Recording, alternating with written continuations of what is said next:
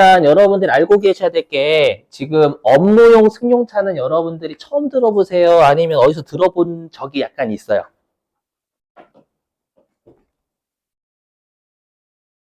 네? 어. 야, 나도 지금 힘드니까 네가 알아서 얘기 좀 해. 나 지금 힘들다. 뭐냐면 우리 이거 어디서 배우냐면 그 부가가치세법에서 비영업용 소형 승용차라고 하잖아요. 맞죠? 그거 얘기하는 거예요. 그거를 소득세하고 법인세에서는 업무용 승용차라고 해요. 아셨죠? 일단 그걸 알고 계셔야 좀 이따가 제가 하는 금액이라든지 이런 것들이 이해가 됩니다. 분계 끊을 때. 분계를 시험에 내진 않지만 그걸 여러분들이 알고 계셔야 나중에 금액을 얼마로 입력을 해야 될지가 내가 이해가 됩니다. 알죠? 그래서 우리가 부가가치세법상 비영업용 소형 승용차는 일단 매입세 불공제가 되잖아요. 맞죠? 알고 계실 거고. 자, 그랬을 때 요 비영업 업무용 소형 승용차 같은 경우에는요. 우리가 관련된 비용이 여러 가지가 있죠. 여러분들 자동차와 관련돼서 뭐 감가상각비도 있을 거고 기름값도 있을 거고 보험료도 있을 거고 자동차세도 있을 거고 다양하죠, 여러분들. 예, 그랬을 때 이 업무용 승용차 관련 비용은요. 두 개로 구분해요. 감가상각비와 감가상각비가 아닌 나머지의 비용 이렇게 구분을 일단 합니다. 알죠? 그래서 우리가 입력할 때도 이렇게 하고요. 자, 그랬을 때 우리 그 부가가치세법은 비영업용 소형 승용차를 아예 업무와 관련이 없다라고 생각해서 전액 매입세 불공제하죠? 그죠? 왜냐면 세무서가 알 길이 없으니까 미안하지만 업무와 관련이 없다라고 볼게 미안해. 맞죠? 그거고요. 다만 법인세하고 소득세는 달라요. 법인세나 소득세는 업무에 사용한 것만큼은 송금 인정해주겠다라는 거예요. 그렇죠? 그래서 우리가 요 업무용 승용차 관련 비용은 감가상각비와 이외의 비용을 합쳐가지고요. 업무 사용 비율을 계산을 하는데 그럼 시험 문제에서는 요 우리가 업무 사용 비율이 1단계, 2단계 이렇게 나뉘어져 있거든요. 이거를 흐름 따라서 여러분들이 외우셔야 말문제가 풀립니다. 알죠? 어떻게 하냐 일단 첫 번째. 그리고 그래서 만약에 이 전체 비용 중에서 업무 사용 비율에 해당되는 게 있다면 송금 인정하고요. 만약에 업무에 사용하지 않은 비율이 있다면 그것만큼은 송금 불산입, 무조건 송금 불산입 사회 유출로 갑니다. 아시죠? 자, 그랬을 때요. 그럼 우리가 업무에 썼는지 안 썼는지를 법인세나 소득세는 어떻게 판단하냐라는 거예요. 알죠? 첫 번째가 뭐냐면 임직원 전용 자동차 보험에 일단 가입을 해야 돼요. 자, 듣고 버리세요. 뭐냐면 여러분들 일반적으로 자동차 보험료 내실 때 만약에 내가 아니라 만약에 내 가족이나 아니면 내 친구가 사고를 냈어요. 사고를 내면 보험금 받아요, 못 받아요? 아니, 물론 약정을 하면 보험회사하고 약정을 하면 받아요, 여러분들. 약정을 하면 아무 약정 안 하면 못 받지만 알죠? 물론 보험료가 좀 비싸지. 그죠? 받습니다. 그건 일반적인 자동차 보험이고요. 여기는 임직원 전용 자동차 보험이라고 해서 임직원이 그 회사 차나 본인 차 있죠? 그죠? 회사 차나 본인 차를요, 반드시 업무에 썼을 때 그때 사고가 나잖아요. 사고가 날 때만 보험회사가 보험금을 지원을 해줘요. 그것 아니면 지원 안 해줍니다. 그러니까 한마디로 야 그거 업무에 쓰지 않으면 즉 아까로 따지면 네 친구나 가족이 타다가 사고 내면 그건 인정 못하겠다라는 거죠. 이해되시겠어요? 그래서 일단 전용보험에 가입을 해야 되고요. 그래서 만약에 가입을 안 했다라고 하면 일단 업무 사용 비율은 0%입니다. 근데 이게 올해 개정이 됐어요. 혹시 여러분들 좀 들어보셨나요? 올해서부터 이제 그 번호판에요. 취득가액이 8천만 원 이상이면 번호판에 녹색을 붙여야 됩니다. 그런 게 있어요. 이제부터 그래서 녹색 타고 녹색 차 있으면 저 비싼 차네 생각하시면 돼요. 녹색 붙이래. 저 잘 몰라 여러분들. 저도 이거 듣기만 했어요. 개정. 알죠? 그래서 예전에는 작년도까지만 해도요. 혹시 필요하신 분은 적어 놓으세요. 자, 작년도까지는 우리가 업무 사용 비율은 임직원 자동차 전용보험에 가입을 안 했으면 빵프로요. 이거 하나밖에 없었거든요. 근데 24년 1월 1일부터 취득한 차입니다. 2024년 1월 1일부터 취득한 차 있죠? 취득가액 8천만 원 외우실 필요는 없어요, 그냥. 알죠? 그래서 법인 업무용 전용 번호판을 부여하래, 8천만 원 이상이면. 알죠? 근데 그거 부착 안 했다? 그러면 빵프로 보겠대, 빵프로. 아셨죠? 요거 개정됐으니까 참고하세요. 밑줄 좀 칠게요. 근데 우리 실기로는 안 낼 거예요. 실기로 빵프로 내면 너무 쉬워요. 그죠? 그래서 요건 말 문제. 그죠? 전용보험에 가입하지 않아도 빵프로고, 법인 업무용 전용 번호판, 네, 녹색 번호판 안 붙여도 빵프로입니다. 요것만 개정됐어요, 요것만. 자, 그 다음에 이제, 그럼 임직원 전용 그래서 말 문제입니다. 그래서 말 문제로 혹시라도 임직원 전용 자동차 보험에 가입하지 않거나 아니면 우리가 그 번호판 있죠? 녹색 번호판을 부착하지 않았다면 전액 송금 부인된다라는 표현은 알맞은 말입니다. 되시겠죠? 빵프로니까 전액 송금 불산입이잖아요. 됐고요. 자, 그 다음에 이제 임직원 전용 자동차 보험에 가입을 했대요. 그러면 이제 금액 기준으로 중요하냐, 중요하지 않냐를 따져요.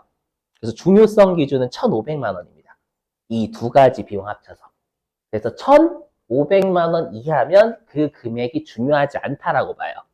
않다라고 봐가지고 100%다 업무 사용 비율로 봐줍니다. 알죠? 가입하기만 하면. 아니면 부착하기만 하면. 근데 1,500만 원을 초과했다라고 하면 이건 중요한 거예요. 중요한 발음이 꼬이지? 죄송해요. 3시간 되다 보면 항상 이래요. 자, 그래서 만약에 1,500만 원을 초과하면은요, 뭘 적어야 되냐면 일지를 적으래. 운행 일지. 맞죠? 운행 기록을 적어야 돼요. 그래서 1,500만 원 초과하면은 중요하니까 이때는 우리가 일지를 적으래요. 그죠? 그래서 일지를 적습니다. 그래서 일지가 만약에 있대요. 일지가 만약에 있다라고 하면 총 주행한 거리 있죠, 여러분들? 총 주행한 거리 중에서 업무에 사용한 거리만큼을 업무 사용 비율로 보고요. 그 다음에 실기용이 있어요. 여기. 우리가 요 업무 사용에 출퇴근 거리 포함시켜줍니다. 그래서 시험에서 혹시라도 출퇴근 거리 몇 킬로다라고 하면 업무에 썼네라고 생각하셔야 됩니다. 아셨죠? 암기 이거 실기용이에요. 알죠?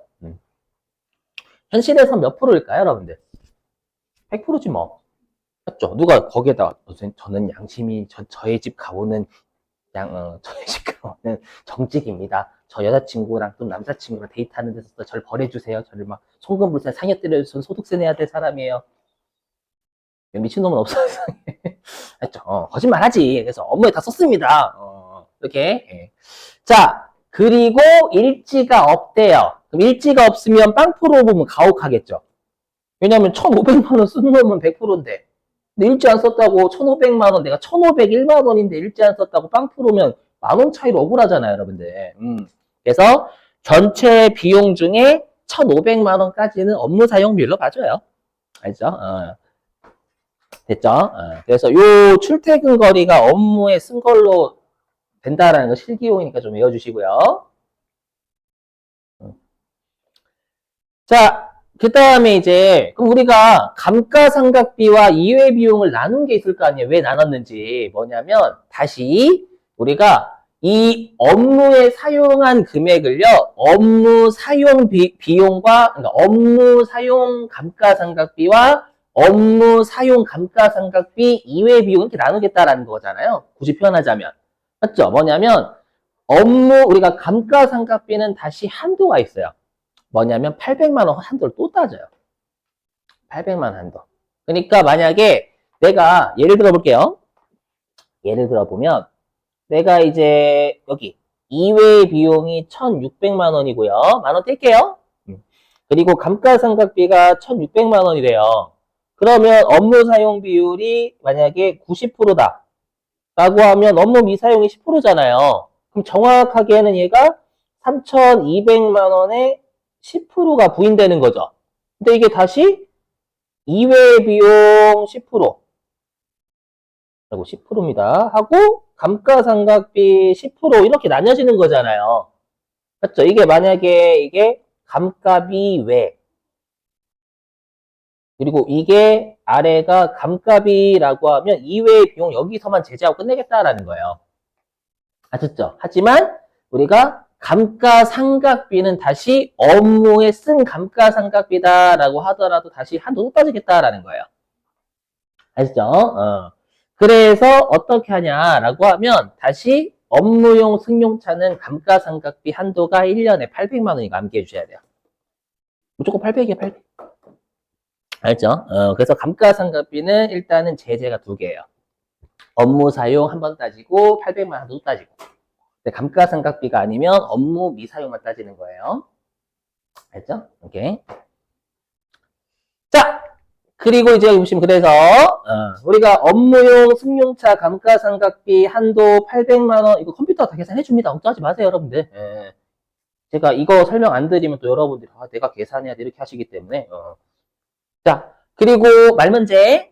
그리고 여러분들 이 800만 원 한도는 1년치이기 때문에 내가 만약에 올해 7월 1일 날 주고 샀다라고 하면 이때는 6개월치 400만 원 한도입니다. 알죠? 자, 그러면 여러분 우리의 감가상각비 한도 초과는 유보였잖아요, 유보. 그죠? 그래서 송금, 불산입, 유보하시면 돼요. 감가상각비 한도 초과는요. 여기까지 되시겠어요?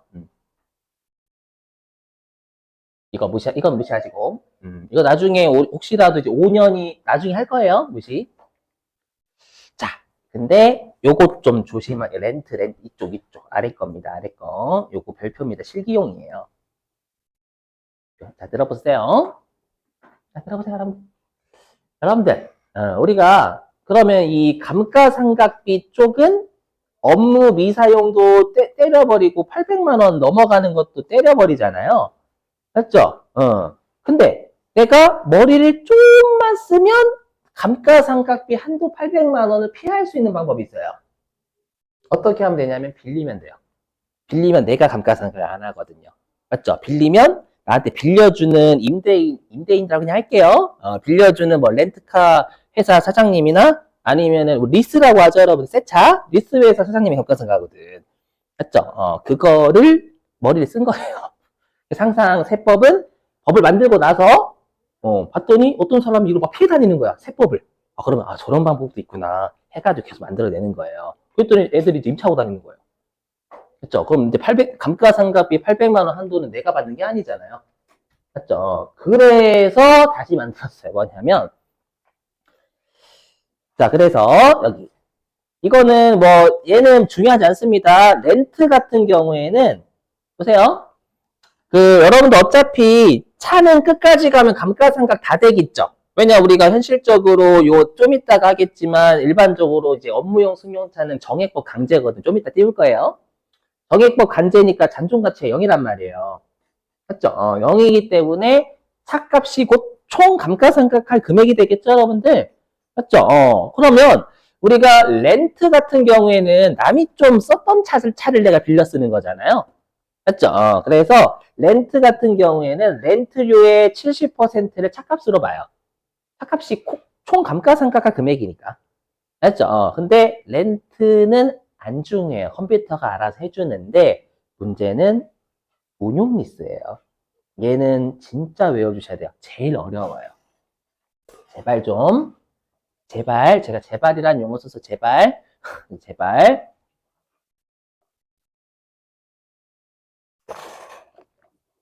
자, 해볼게요.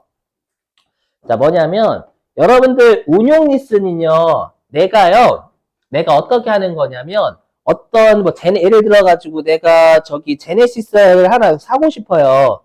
이제 지금 당장에 돈이 없거든요. 돈이 없어 가지고요. 내가 리스 회사한테 차 좀 빌려주세요라고 하는 거예요. 그럼 리스 회사가 차를 사와요. 맞죠? 사와서 빌려주는데 그럼 여러분 차 샀으면 뭐 내야 돼요? 보험료, 취득세 이런 거 내야 되잖아요. 맞죠? 그걸 리스 회사가 내요. 왜냐면 그들이 샀을 때 그들이? 걔가 샀으니까. 맞죠? 그래서 여기. 그래서 우리가 요 운용 리스의 임차료는 리스료가 되겠죠? 여기에 보험료 리스 회사가 내고요. 자동차세도 리스 회사가 내겠죠? 걔가 샀으니까. 그 다음에 수선 유지비도 일반적으로, 물론 협약을 하긴 하지만, 일반적으로 그런 협약이 없으면 리스 회사가 부담을 합니다. 실제로 그래요. 어디까지만 책임을 지라게 하거든요. 아무튼. 그러면 얘네들을 리스 회사가 부담을 하고요. 그걸 이제 소비자한테 어떻게 해야 되겠어요? 전가시켜야지. 맞죠? 그러면 그 차값 안에는 얘네들이 포함되어 있겠죠? 맞죠? 그러면 당연히 내 입장, 빌려 쓰는 내 입장에서는 순수한 차값은 얘네들을 제외한 금액이 순수한 차값일 거 아니에요? 리스는 새 차를 사는 거니까. 이해되세요? 그래서 여기에서 얘네들을 차감한 금액을 감가상각비로 본다라는 건 됐다 중에 우리가 감가상각비를 입력을 해야 돼, 얘는. 뭐냐? 요 렌트 같은 경우에는 임차료 걸면 알아서 70% 곱해서 컴퓨터가 감가상각비 집어넣어줘요. 근데 요 리스 같은 경우에는 얘네들을 뺀 금액을 여러분이 감가상각비 집어넣으셔야 돼요. 아셨죠? 그러니까 순수한 차값이 감가상각비다라는 거잖아요. 렌트는 누가 쓰던 거니까 70%만 감가상각비로 보겠다라는 거고. 여기까지 되세요? 오케이, 응. 자, 근데 주의하실 게 뭐냐? 우리 시험은 이렇게 될까요? 어떻게 또 죽지 않냐면, 현실에서는 보험료, 자동차세, 수선유지비가 포함되어 있어요. 리스료에. 우리 시험이 어떻게든 될까요? 포함 안 돼 있다도 됩니다. 그래서 문제예요. 항상 알잖아요, 여러분들. 우리 대손도 안 돼, 실제로 네, 회수도 못 하는데 막 떼인도도 받고 그러잖아요. 우리 시험에는 무조건 포함되어 있다고 출제하지 않아요. 포함 안 될 때도 있어요. 아셨죠? 그래서 좀 이따가 만약에 이 운용 리스가 나오면 어떻게 입력해야 되는지를 설명드리겠지만 일단 잘 외워주세요. 운용 리스료 같은 경우에는. 아셨죠? 네. 이거를 감가상각비로 봐야 800만 원 한도 피하는 걸 방지하겠다라는 거예요. 아셨죠? 근데 문제는 뭐냐? 여러분들 우리가 요 감가상각비 한도 초과가 송금별산입 유보였죠? 이 유보는 자산의 차이잖아요. 맞죠? 그럼 자산의 차이가 나려면 이게 내 차여야 돼요? 남의 차여야 돼요? 내 차여야 여러분 자산의 차이가 나는 거지. 근데 리스나 렌트 같은 경우에 내 차여야 남의 차여요? 남의 차니까 장부와 세법에 자산 차이가 없어요. 둘 다 0이야 0. 맞죠? 그러니까 얘는 송금불산이 기타 사유 줄할 수밖에 없는 거예요. 알죠? 그래서 렌트나 리스 같은 경우에는 감가상각비 한도 초과는 우리가 자산의 차이가 없잖아요. 내 차 아니기 때문에. 그래서 이때는 기타 사유출한다라는 것도 정말 조심하셔야 되는 거고요. 아이오키?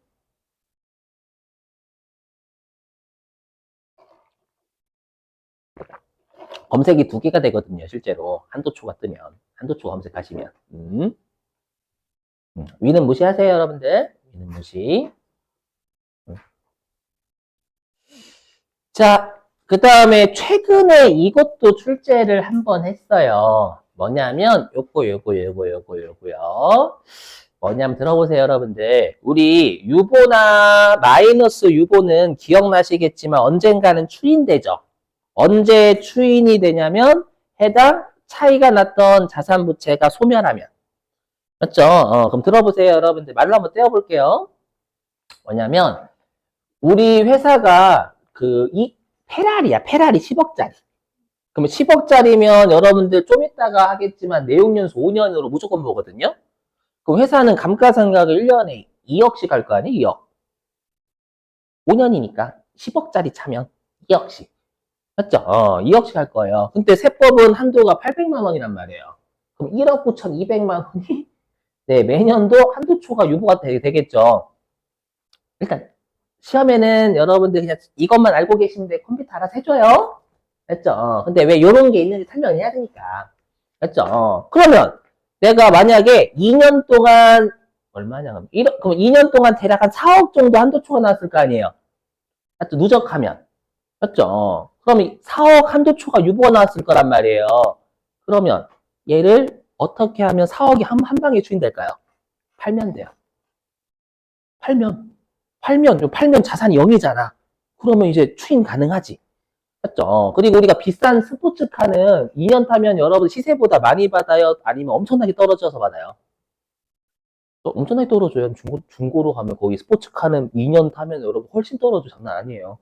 맞죠? 그러다 보니까 처분 손실이 엄청나게 날 거란 말이에요. 맞죠? 만약에 6억짜리 돼 있는데 지금 누가 산다고 하면 3억 이렇게 불 거란 말이에요. 2년 탔으면. 맞죠? 그래서 회사가 막 처분 손실 2억, 막 3억 줬는단 말이에요. 맞죠? 근데 그걸 세법에서 인정하면 다 추인돼 버리잖아요. 그러다 보니까 800만 원 한도해 가지고 다시 송금불산이 아까도 2억 적었으면 1억 9,200만 원 또 우리가 때리겠다라는 거예요. 유보를 한 번에 추인하는 걸 방지하기 위해서. 했죠. 다만 소득 처분은 송금, 불산입, 기타 사유출입니다. 얘도 마찬가지예요. 처분했으면 자산이 얼마예요? 처분하면 자산이 없잖아요. 없으니까 기타 사유출이에요. 되시겠어요?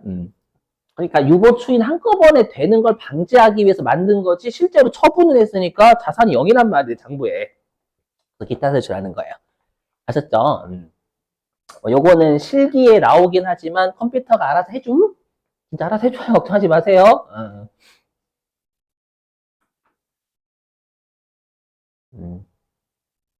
여러분 이거 현실에서 되게 중요해. 업무 진짜 됐다 중요해요.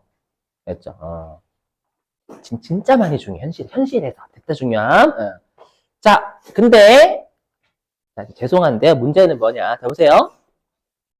자, 문제는 뭐냐면 제가 방금 여기 보세요. 제가 방금 업무에 미사용한 것만큼은 송금불산입 사유출이고 다시 감가상각비는 업무에 쓴 감가상각비는 800만 원 한도 또 따진다라고 했으니까 제재가 1단계가 업무 사용, 그 다음에 2단계가 800만 원 한도잖아요. 여기까지 보면 아니에요. 얘가 2단계 제재고요. 얘가 3단계 제재예요. 그럼 1단계가 있다라는 거죠. 1단계.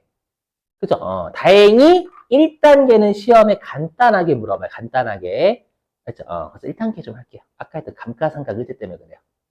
해볼게요, 여러분들. 힘들죠?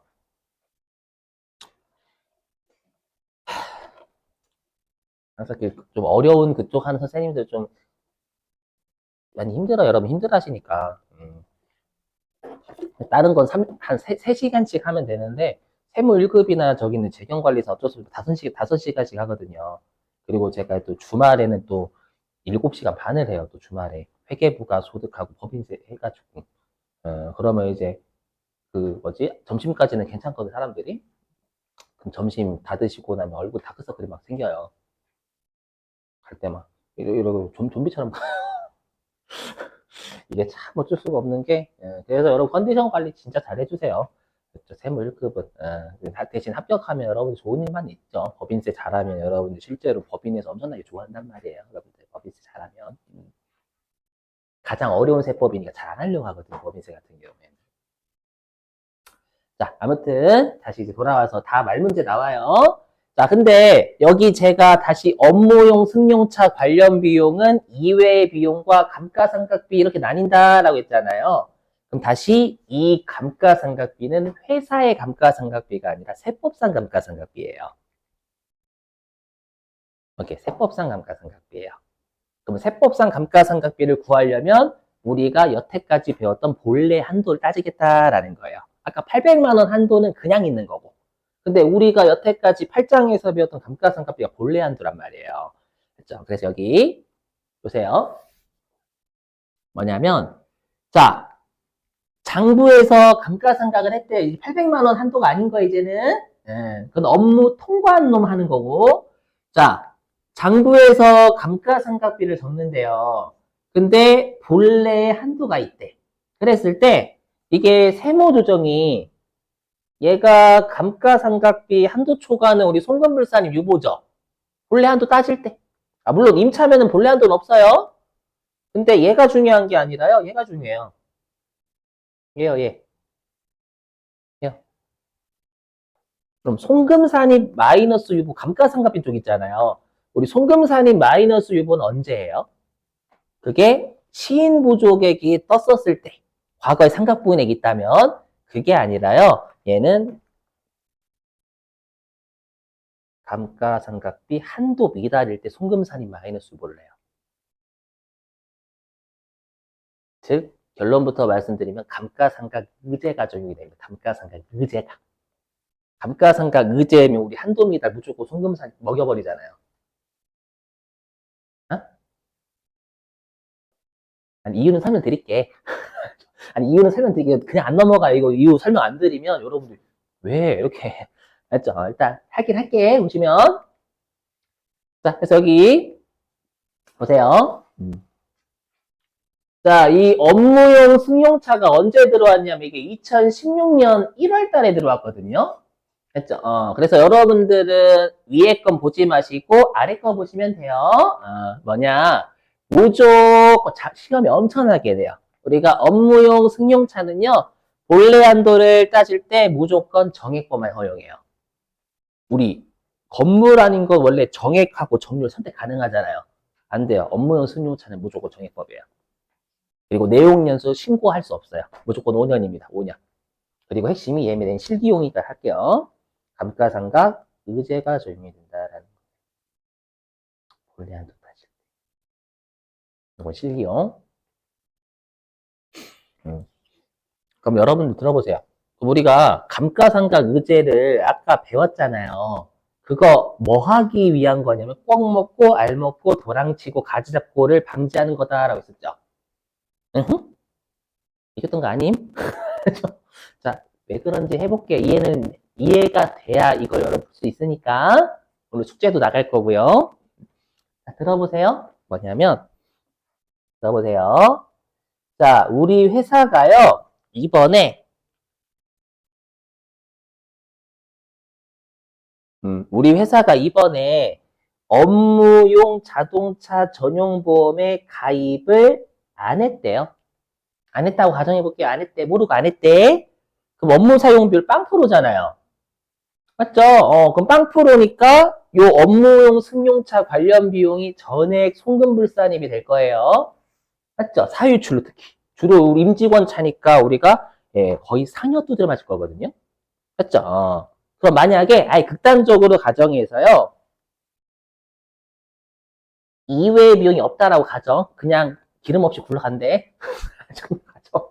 가정. 알죠? 그냥 받아들여요. 이거 이해도 왜 감가상각 의제를 왜 적용하는지 설명하기 위해서 하는 거니까.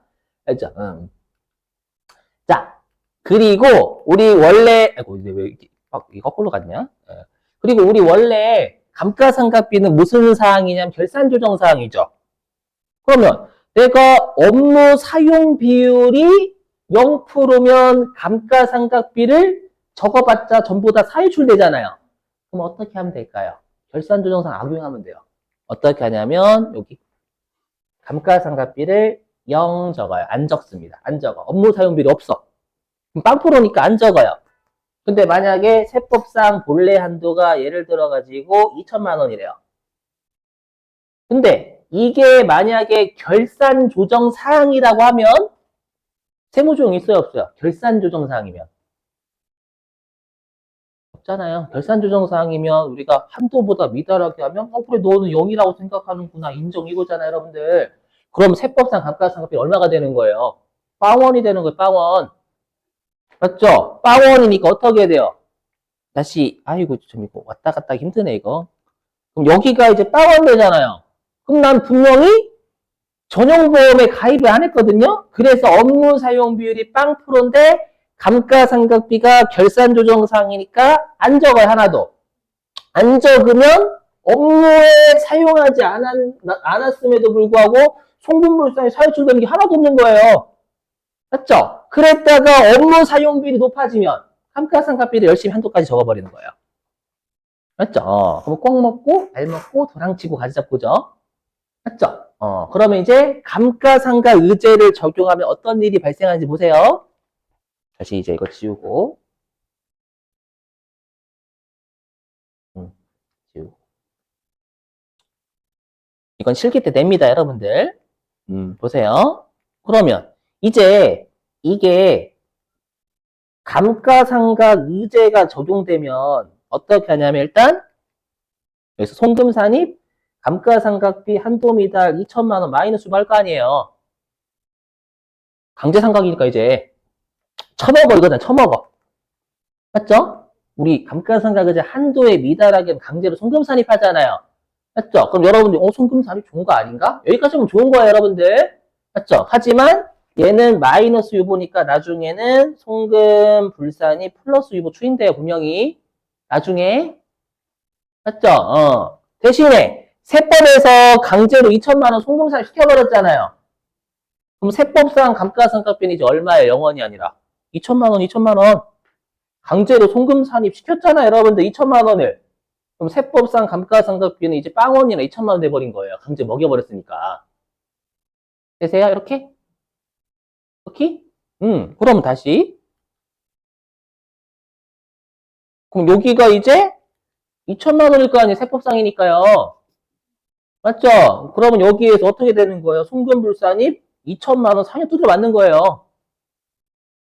빵프로니까. 되세요? 그러면 아까는 송금산입이었고 여기는 송금불산입이죠. 그러면 법인세를 줄일 효과는 없는 거예요. 그리고 나중에 추인되니까 법인세 내야 돼요. 그리고 이때 사유추정에서 상해 두드려 패잖아요. 그러면 해당 임직원 소득세 두드려 맞는 거예요. 어떤 느낌인지 이해되세요? 그러니까 혹시라도 네가 업무 사용 비율이 낮거나 없을 때 한도보다 미달하게 적거나 안 적고, 맞죠? 업무 사용 비율이 높았을 때는 한도를 꽉꽉 채워서 적으면 이중으로 꿀 빠는 거니까 강제로 송금산 시켜버리겠다라는 거예요. 그죠? 그럼 제재야, 제재. 알죠? 그래서 여러분들이 조심하실 게 있어요. 만약에 시험에서 이렇게 출제하는 거예요. 자, 들어보세요. 만약에 시험에서 감가상각 범위액은 1,000만 원이래요. 1,000만 원인데 회사의 감가상각비는 700만 원이다. 한도 미달이잖아요. 1,000만 원이 한도인데 회사의 감가상각비는 700만 원이다. 그럼 세무조가 없어요. 근데 시험에서 업무용 승용차에 이렇게 나오는 거예요. 그럼 그때 송금산이 300만 원 마이너스를 해야 된다는 거예요. 되세요? 그래서 여러분들은 감가상각비 한도가 소득금액 조정합계표에 나오면 업무용 승용차인지 아닌지 보셔야 되고. 아셨죠? 그걸 좀 이따 숙제 낼 거예요, 오늘. 어저께 나눠드린 거에서. 이유는 이해되시겠죠? 왜 감가상각을 적용해야만 하는지. 자, 여기까지.